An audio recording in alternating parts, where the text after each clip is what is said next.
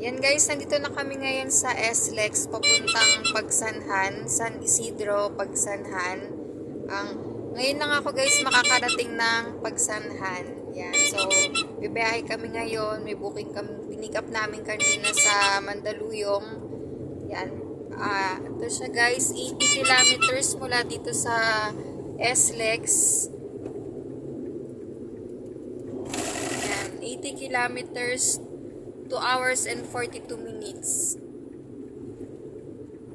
Yan guys, bumabiyahe na kami ngayon. So, mamaya, yung pinik up pala namin guys, ano lang, isang malaking karton, tsaka isang ice box, tsaka isang storage box. Yan.